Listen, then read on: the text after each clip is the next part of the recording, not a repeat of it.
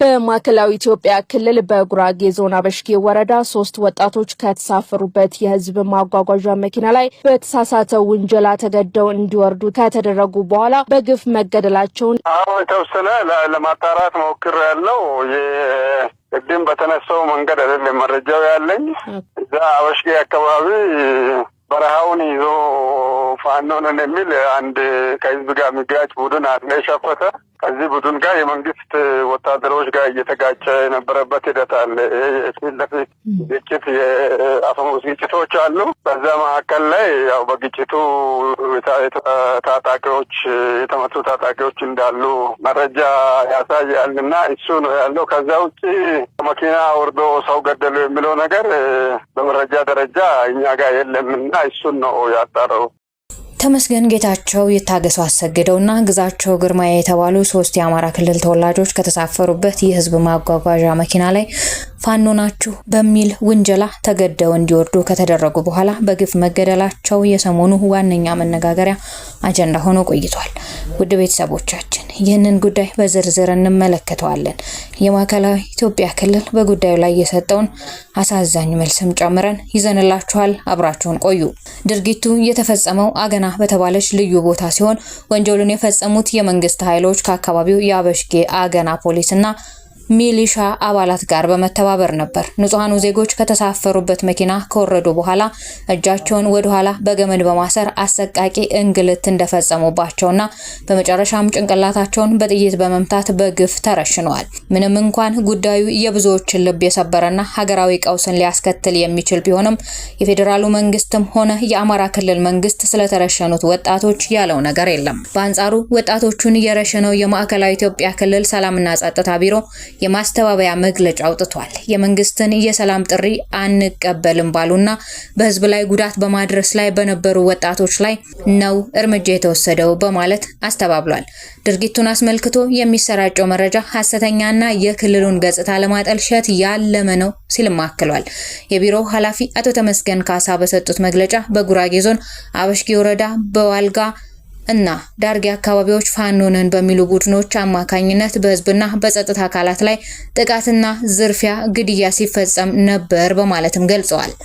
የቀረበውን የሰላም ጥሪ የተቀበሉት ተሐድሶ ተሰጥቷቸው ወደ ማህበረሰቡ እንዲቀላቀሉ መደረጉን አሻፈረኝ ባሉትና በጸጥታ አካላት ላይ ጉዳት ያደረሱት ላይ ደግሞ የተቀናጀ እርምጃ መወሰዱን አስረድተዋል። እርምጃው ብሔርን ተለይቶ የተወሰደ ነው በሚል በነገሩ ላይ ተገቢ ያልሆነ ትርጉም በመስጠት የክልሉን መልካም ገጽታ ለማጠልሸትና የህዝቦችን አንድነት ለመሸርሸር የሚደረግ እንቅስቃሴ ከእውነት የራቀ መሆኑን ተናግረዋል። በምስራቅ ጉራጌ ዞን ሶዶ ወረዳ እንዲሁም በመሰንቃ ማረቆና አኖር ኤነር አካባቢዎች የነበሩ አለመግባባቶችን በውይይትና በጥናት ለመፍታት እየተሰራ መሆኑን ጠቁመዋል። ኃላፊው በአሰቃቂ ሁኔታ የተገደሉት ንጹሃን ወጣቶች ላይ የሰጡት ፍረጃ ይበልጥ ተቃውሞን አስከትሏል።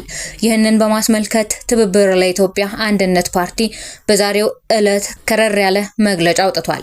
ጥምረቱ በአበሽጌ ከህግ አግባብ ውጭ የተፈጸመው ግድያ ከቀይ ሽብር ጋር የሚስተካከል ነው ሲል ኮንኖ ገለልተኛ ምርመራም እንዲደረግ ጠይቋል። የአምስት ተቃዋሚ ፖለቲካ ፓርቲዎች ስብስብ የሆነው ትብብር ለኢትዮጵያ አንድነት በማዕከላዊ ኢትዮጵያ ክልል አበሽጌ ወረዳ በ3 ወጣቶች ላይ ከህግ አግባብ ውጪ የተፈጸመውን ግድያ ኮንኖ ጥምረቱ ድርጊቱን ከቀይ ሽብር ዘመን ጋር የሚስተካከል ሲል የገለጸው ሲሆን በጉዳዩ ላይ ገለልተኛ ምርመራ እንዲካሄድም ጠይቋል። ጥምረቱ ዛሬ ቅዳሜ ባወጣው መግለጫ ተመስገን ጌታቸው የታገሱ አሰግደውና ግዛቸው ግርማ የተባሉ 3 ወጣቶች ፋኖ ናችሁ በሚል ሐምሌ 24 ቀን 2018 ዓ.ም በናቻ ቁሊቲ ቀበሌ መገደላቸውን አስታውቋል።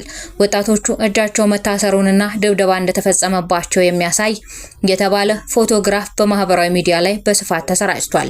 መግለጫው ወጣቶቹ ከህዝብ ማመላለሻ ሚኒባስ ተሽከርካሪ በኃይል እንዲወርዱ ተደርገው በቀይ ሽብር ዘመን ሲደረግ ከነበረው በላይ እጅግ ኢሰብአዊ በሆነ መንገድ መገደላቸውን ገልጿል። የአካባቢውን ምንጮች ጠቅሶ ጥምረቱ እንደገለጸው ከተጎጆቹ አንዱ የሆነው የይታገሱ አሰግደው ወንድም ቀደም ሲል ከሐዋሳ ተይዞ በተመሳሳይ ሁኔታ የተገደለ ሲሆን ይህም ግድያው ቤተሰብንና ማንነትን መሰረት ያደረገ ሊሆን እንደሚችል አመላካች ነው ብሏል። በተጨማሪም በዚሁ በአበሽጌ ወረዳ ዳርጌ ቀበሌ ውስጥ ከወር በፊት ያለ ህግ አግባብ ተገድሏል የተባለውን የወጣት ግዛቸው ግርማን ጉዳይ ጠቅሷል። ግዛቸው በማህበረሰቡ ውስጥ የሚከበርና ለብዙ ወጣቶች የስራ ዕድል የከፈተ ስራ ፈጣሪ እንደነበርም ገልጿል። የጥምረቱ መግለጫ የወጣው በተያዘው ሳምንት መጀመሪያ ላይ 3 ወጣቶች በጉራጌ ዞን አበሽጌ ወረዳ አገና አካባቢ ከህዝብ ማመላለሻ ተሽከርካሪ በኃይል እንዲወርዱ ተደርገው ከተወሰዱ በኋላ መገደላቸውን የሚገልጹ ዘገባዎች ከተሰራጩ በኋላ ነው። የአይን እማኞችን ጠቅሰው የወጡ ዘገባዎች ግድያው ከአካባቢው ፖሊስና ሚሊሻ ጋር በመተባበር በመንግስት ኃይሎች የተፈጸመ መሆኑን አመልክተዋል። የማዕከላዊ ኢትዮጵያ ክልል የሰላምና ጸጥታ ቢሮ የተባለውን ግድያ በይፋ ያላመነ ወይንም በመንግስት ኃይሎች መፈጸሙን ያላረጋገጠ ቢሆንም የቢሮው ኃላፊ አቶ ተመስገን ካሳ ነሐሴ 6 ቀን 2018 ዓ.ም በሰጡት መግለጫ የመንግስትን የሰላም ጥሪ ባልተቀበሉ በአበሽጌ አካባቢ ባሉ ታጣቂዎች ላይ እርምጃ መወሰዱን ተናግረዋል። አቶ ተመስገን ኢላማ የተደረጉትን ግለሰቦች ሽፍቶች ሲሉ የገለጹ ሲሆን በግድያ ዘረፋና እገታ ላይ የተሰማሩ እንደነበሩ ከሰዋል። ለሰላም ፈቃደኛ ያልሆኑ በቁጥጥር ስር ውለው በህግ ፊት እንዲቀርቡ ተደርጓል ያሉት አቶ ተመስገን ስለተያዙበት ሁኔታ የቀረበባቸው ክስ የፍርድ ቤት ሂደት ወይንም ህጋዊ ውሳኔ ግን የሰጡት ዝርዝር መረጃ የለም። ቢሮው በተጨማሪም በጉራጌ ዞን በሚታየው ሽፍታነት ላይ ከፌዴራል መንግስትና ከኦሮሚያ ክልል ጋር በመተባበር የተቀናጀ እርምጃ እየወሰደ መሆኑን ገልጸው አቶ ተመስገን እርምጃው ብሔር ተኮር ነው ተብሎ የሚሰራጨውን ዘገባ ከእውነት የራቀ ሲሉ ውድቅ አድርገውታል። ጥምረቱ በመግለጫው ሰው በወንጀል ቢጠረጠር እንኳን በፍርድ ቤት ቀርቦ ፍርዱን ያገኛል እንጂ ከህግ ውጭ ግድያ ሊፈጸምበት አይገባም ሲል ገልጿል። አንድ ሰው በወንጀል ተጠርጣሪ ቢሆን እንኳን በህግ አሰራር መሰረት በግልጽ ፍርድ ቤት ሊዳኝ ይገባል እንጂ በህገ ወጥ መንገድ ታስሮ በጥይት ሊደበደብ አይገባም ያለው ጥምረቱ ድርጊቱ የሰብአዊ መብት ጥሰት፣ የደቦ ፍርድና የጭካኔ ማሳያ ነው ብሏል። ጥምረቱ አክሎም ድርጊቱ በሰላም አብሮ በመኖር በፍቅርና በመከባበር በሚታወቅ አካባቢ መፈጸሙ አሳሳቢ መሆኑን በመጥቀስ የአካባቢው ባለስልጣናትና የጸጥታ ኃይሎች ተጠያቂነትን የሚያስቀሩ መግለጫዎችን በመስጠት ላይ ናቸው ሲል ከሷል። መግለጫው በጥቃቱ ላይ አስቸኳይ፣ ገለልተኛ፣ ግልጽና ተአማኒነት ያለው ምርመራ እንዲካሄድ የጠየቀ ሲሆን ድርጊቱን በፈጸሙትም ሆነ ትዕዛዝ ባስተላለፉት አካላት ላይ ተጠያቂነት እንዲረጋገጥ አሳስቧል።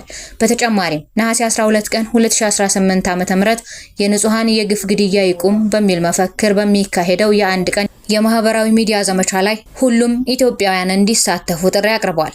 የማዕከላዊ ኢትዮጵያ ክልል ባለስልጣናት በአበሽጌ ወረዳ የሰው ህይወት ማለፍና የንብረት ውድመት ያስከተሉ የጸጥታ ችግሮች መከሰታቸውን ያመኑ ሲሆን ለአለመረጋጋቱ በጫካ ውስጥ የሚንቀሳቀሱ ታጣቂ ቡድኖችን ተጠያቂ አድርገዋል። ጥምረቱ ከህግ ውጪ የሚፈጸሙ ቅጣቶችን በመቃወም የወንጀል ጥፋተኝነት ጥርጣሬዎች ሁሉ ህጋዊ አሰራርንና የፍትህ ሂደትን ተከትለው እንዲታዩ ባለስልጣናትን ጠይቋል። ሌላውና ጉዳዩን በቁስል ላይ እንጨት እንደሚባለው በመንግስት ኃይሎች የተፈጸመው ይህ ኢሰብአዊና ዘግናኝ ድርጊት በብዙዎች ዘንድ ቁጣና ተቃውሞ ያስከተለ ሲሆን አሁን ደግሞ እነዚሁ አካላት ቤተሰቦቻቸውን በገንዘብ በሽምግልናና በመሬት እያባበሉ እንዲሁም አልፎ ተርፎ እያስፈራሩ መሆኑ ታውቋል።